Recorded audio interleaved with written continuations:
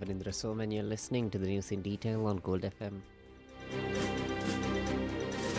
Taking a look at your headlines, tough agreement reached for 5th and 6th IMF reviews. Health Minister warns stern action against striking doctors. First round of US-Iran peace talks on Saturday. Pakistan is not a credible player in negotiations, claims Israel. Trump to maintain US military presence until Iran complies with ceasefire.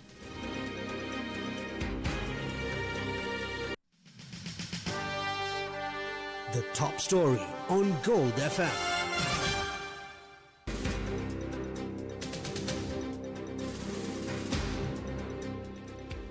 The International Monetary Fund and Sri Lankan authorities reached a staff-level agreement today following a mission led by Evan Papageorgiou to Colombo. The deal concludes the combined 5th and 6th reviews of the nation's 4-year economic reform program. Approval from the IMF Executive Board will grant Sri Lanka access to approximately $700 million in fresh financing. This brings total disbursements under the $3 billion arrangement to roughly $2.4 billion. In a statement, the IMF mission chief said that Executive Board approval remains contingent on the restoration of cost recovery pricing for electricity and fuel, alongside the completion of a financing assurances review. The statement added that the official data shows the reform agenda continues to deliver results, with the economy growing by 5% last year and gross official reserves hitting $7 billion by the end of March. While inflation climbed to 2.2%, it noted that fiscal performance remained strong, bolstered primarily by taxes on motor vehicle imports. Debt restructuring also nears completion as the government finalizes bilateral agreements and completes the Sri Lankan Airlines debt exchange. Despite these gains, the IMF warns that Sri Lanka faces significant exposure to the Middle East conflict. The regional crisis heightened energy prices and disrupted tourism by impacting a major air hub and affecting Sri Lankans employed abroad. It added that even though authorities successfully secured fuel supplies to mitigate these disruptions, the country must also address infrastructure needs following the devastation of Cyclone Titwa. The IMF stresses that accelerating the reform momentum is critical to safeguard stability against these exogenous shocks. Recommendations include building fiscal space through better tax compliance and the broadening of the tax base. The IMF also urges the government to prioritize projects judiciously and strengthen social safety nets to protect the most vulnerable citizens.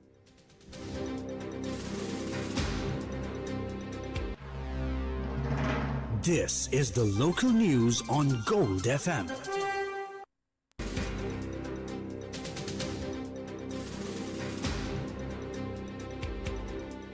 A 48-hour symbolic strike by the Government Medical Officers Association disrupts outpatient and clinical services across Sri Lanka today. Major health centres including the National Hospital in Colombo and Kandy, as well as the Colombo Teaching Hospital, reported significant interruptions to medical care. Patients arriving for scheduled treatment face severe disruptions and difficulties as clinics remain closed. The industrial action follows a dispute over intern appointments, with the union accusing the Ministry of Health of violating previously agreed upon conditions. Addressing the media about the strike, this is what the GMOA spokesperson Dr. Chamil Vijay Singha had to say, and in the interest of clarity, we refrain from dubbing his remarks.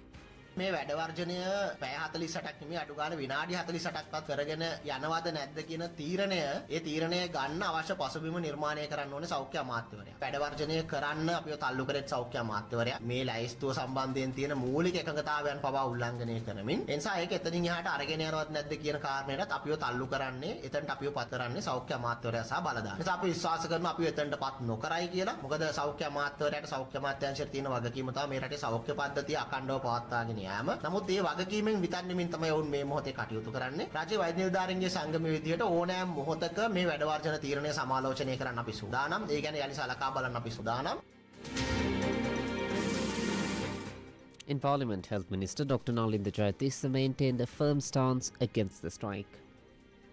ඒ වෛද්‍යවරු සූදානම් නම් රජයේ සේවයට එන්න ඒක පදනම් කරගෙන වැඩ වර්ජනයක් කළ රෝගීන් අපහසුතාවයට පත් කිරීම කිසිසේත් සාධාරණ නැහැ. ඒක පිටිපස්ස තියෙන වෙන දේශපාලන අරමුණක්. දැන් ඒ වෛද්‍යවරු පත්වීම බාර ගන්න ඉන්නකොට ආයෙ පැය 48ක් වර්ජනය කරනවා. අපි තිබෙන නීති අනුව කටයුතු කරනවා. කරුණාකරලා මම කියන්න කැමතියි මේක ඉතාම අසාධාරණ වැඩ වර්ජනයක්. පදනමක් නැහැ. ඒ වෛද්‍යවරු දැන් පත්වීම ලබාගෙන තමන්ගේ සේවා ස්ථානට යනවා. මම එයාට කියන්න කැමතියි කරුණාකරලා බය වෙන්න එපා කවුරුවත්. ඔබ ගිහිල්ලා ඔබගේ සේවයට වාර්තා කරන්න. ඔබට අවශ්‍ය ආරක්ෂාව පොලිසිය පැත්තෙනුත් ඒ වගේ මහ ජනතාව පැත්තෙනුත් ලැබෙනවා. ඒවට කිසි කෙනෙකුට අත තියන්න බෑ. ඔබ රාජකාරී කරගෙන යන්න. අපි ඔක්කොම එකතු වෙලා මෙරට හොඳ සෞඛ්‍ය සේවාවක් හදමු. මේ දේශපාලන අරමුණු වෙනින් කුඩා කල්ලියක් කරන වැඩ වර්ජනය තවදුරටත් කරගෙන යන්න එපා කියන ඉල්ලීමත් මම මේ වෙලාවේ කරන්න කැමතියි. කොහොමටත් මේ විදිහට නම් හැසිරෙන්නේ අද ලබා දීපු සාකච්ඡාව මම කරන්නේ නැහැ. පශ්චාත් සීමාවාසික පත්වීම සම්බන්ධ ප්‍රශ්න ඉවරයි. එතනින් එහාට වෙන ගැටලු තියෙනවා සාකච්ඡා කරන්න. මේ වැඩ වර්ජනය අසාධාරණයි. අපි ඒක රජය හැටියට මුහුණ දෙන්න සූදානම්.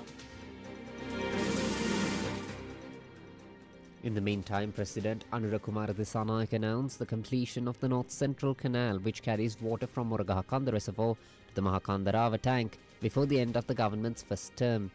The President made this declaration while attending the 59th National New Harvest Festival at the Jayashree Mahabodhi in Anuradhapura this morning. In the interest of clarity, we refrained from dubbing his remarks. විශේෂයෙන්ම අපේ ආණ්ඩුවක් ලෙස අපේ ප්‍රතිපත්ති අපේ වැඩපිළිවෙළවන් සකස් කරනු ලබන්නේ අපේ රටේ ග්‍රාමීය ජනතාවගේ දුප්පත්කම තුරන් කළ යුතුයි. ඒ දුප්පත්කම තුරන් කරන්නම් කුසකර්මාන්තය සඳහා තම ශක්තිමත් දැක්මක් සහිත ප්‍රතිපත්තීන් සහ වැඩපිළිවෙළක් අපිට අවශ්‍යයි. අපි ආහාර අවශ්‍යතාවය වැඩි වෙලා තිබෙනවා. ඒ නිසා අහස්වස්ස විතරක් අපිට ප්‍රමාණවත් නැහැ. විශේෂයෙන් මේ උතුරු මැද මේ වියලි කලාපයට අපි මධ්‍ය කඳුකරයට වහින වැස්සි අපි කොහොමද මේ උතුරු මැද පළාතේ වගාවන් සඳහා කැඳවගෙන ඉන්නේ? ඒ සඳහා ඉතාමත් වැදගත් ව්‍යාපෘතියක් ආරම්භ කරලා තිබෙනවා උතුරු මැද මහයල. මොරගහ කන්දේ සිට මේ මහා කනදරාව දක්වා වතුර ටික රැගෙන ඉන්නේ. හැබැයි ව්‍යාපෘතිය යම් ගැටලු තිබෙනවා. එහෙත් මේ ව්‍යාපෘතිය අපි අවසන් කළ යුතුයි. ඒ නිසා අපිට ඉක්මනින්ම කල්පනා කරනවා උමගේ වැඩ කටයුතු අවසන් කරාට පසු ඒරුවව දක්වා ඇල කපල අවසන් කරන්නත්. දැන් ඒරුවවේ සිට මහා කනදරාව දක්වා ඇල කපල අවසන් කරලා තිබෙනවා. ඒ නිසා අපි කල්පනා කරනවා අපේ පළමු කාලය ඇතුළත මේ මහා කනදරාව වැවට උතුරු මැද මහා ඇලහරා වතුර සපයන්න. ඒ වගේම අපි මල්වතුවේ ව්‍යාපාරය නතර වෙලා තිබුණා. නැවත අපි ඒක ආරම්භ කිරීම සඳහා මුදල් මේ අවුරුද්දේ වෙන් කරලා තිබෙනවා. ඒ නිසා අපි ශක්තිමත් වාරි කර්මාන්තයක් අවශ්‍යයි අපේ රටේ ගොවි ජනතාවට අවශ්‍ය වන වතුර සපයන්න. The modernisation of the Colombo Fort Railway Station, a central hub for Sri Lanka's public transport network, commenced this morning. Prime Minister Dr. Harini Amarasuriya led the commencement ceremony for the initiative, which seeks to upgrade facilities at the terminal. Funded by the government of Sri Lanka alongside the Asian Development Bank, the project carries a total cost of $2 million. Plans for the site include the construction of 2 pedestrian bridges, the installation of elevators, and the development of a modern restroom system and dining facilities. Officials expect the renovation work to reach completion within 15 months. Now for some news in brief.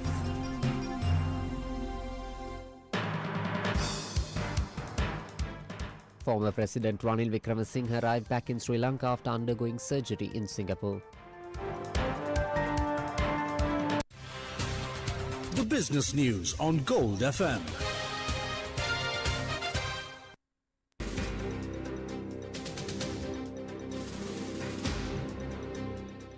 The Central Bank of Sri Lanka introduced new regulations for commercial and specialized banks regarding the outsourcing of business operations.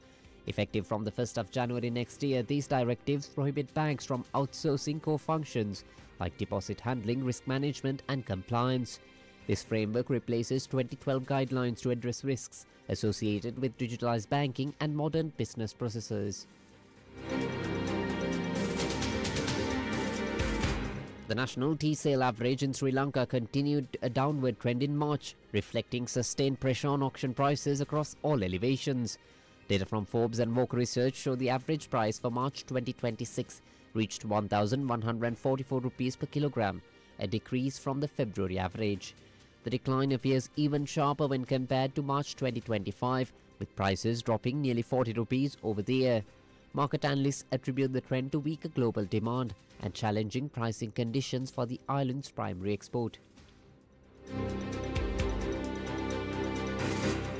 Brent crude prices reached $97 and 7 cents per barrel, following a significant rise of 2.45% in trading. Meanwhile, West Texas Intermediate crude climbed 3.38% to trade at $97 and 60 cents. International news on Gold FM.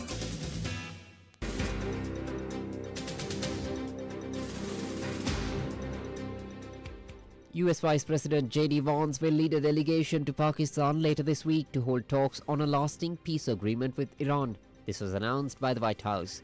Special Envoy Steve Witkoff with President Donald Trump's son-in-law Jared Kushner will also join the negotiations. Addressing media, this is what the White House Press Secretary Caroline Leavitt had to say. I can announce that the President is dispatching his negotiating team, led by the Vice President of the United States, J.D. Vance, Special Envoy Witkoff, and Mr. Kushner to Islamabad for talks this weekend. The first round of those talks will take place on Saturday morning local time, and we look forward to those in-person meetings. Now, meanwhile, Israel claimed that Pakistan is not a credible player as far as negotiations are concerned. This was said by its ambassador to India and Sri Lanka, Ruwan Azad, during an interview to an Indian media. We don't see Pakistan as a credible player. I think that the United States has decided to use the services of the facilitation of Pakistan for their own reasons. We have seen in the past how the United States has managed to take problematic states like Qatar and Turkey and use them for the benefit of achieving an agreement with Hamas. So maybe they will use the facilitation services of Pakistan to bring in the serve of diplomacy this time. It's their decision. For us, it is very important to stay in sync with the United States when it comes to the substance and the essence of the outcome we want to see. Now, meanwhile, US President Donald Trump issues a formidable ultimatum to Tehran, stating that the American military stands ready to engage in the lethal persecution and destruction of its enemy. In a statement released to Truth Social, the president confirms that all US ships, aircraft and personnel remain stationed in and around Iran. This military presence, bolstered by additional weaponry and ammunition, will stay in position until Iran demonstrates full compliance with what Mr. Trump calls the real agreement. The president warns that any failure to meet these terms will result in military action bigger, better and stronger than any previously seen. He reiterated that the deal reached a long time ago strictly prohibits nuclear weapons and ensures the Strait of Hormuz stays open and safe. Describing the American military as loading up and resting, the president notes that his forces look forward to their next conquest, declaring that America is back. Meanwhile, Iran's Deputy Foreign Minister Saeed Khatibzadeh issued a sharp rebuke to the United States following a direct message sent to the Oval Office. Speaking to foreign media, Khatibzadeh warns Washington that it cannot demand a ceasefire while simultaneously allowing its allies to continue military operations. The minister states that the United States cannot expect to dictate terms and specific areas like Lebanon for a truce, only to stand by as its ally begins what he describes as a massacre. In the meantime, UN Secretary General Antonio Guterres unequivocally condemned a series of massive strikes by Israel across Lebanon. In a statement released by his spokesperson, the Secretary General reports that the military action yesterday resulted in hundreds of civilian casualties, including children, and caused significant damage to essential infrastructure. Guterres expressed deep alarm at the mounting human costs and extends its formal condolences to the Lebanese government. The Secretary General warns that this surge in military activity poses a grave risk to the existing ceasefire and undermines all efforts towards a lasting and comprehensive peace in the Middle East. He maintains that no military solution exists for the conflict and urges all parties to cease hostilities immediately.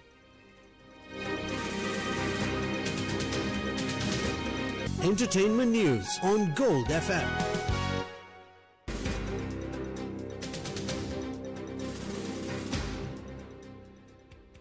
Jeff Shell officially vacated his role as president of Paramount Skydance following a public legal battle with professional gambler RJ Cipriani. Cipriani claims Shell owes him $150 million for crisis communication services and alleges the executive shared confidential company information in violation of securities laws. This departure marks Shell's second high-profile exit from a major media firm within 3 years.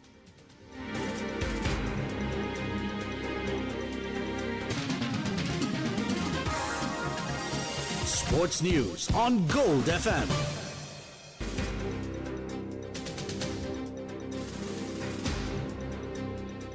Sri Lanka Cricket informs the Colombo District Court today of its intent to file objections against a lawsuit brought by national cricketer Nuwan Tushara. The fast bowler seeks a mandatory interim order compelling the cricket board to issue a no objection certificate. This clearance remains essential for his participation in the 2026 Indian Premier League and other international franchise tournaments. That's all the news for now. Stay tuned to Gold FM for the latest updates. This is Avinindra Soma for Gold FM News. Have a great day.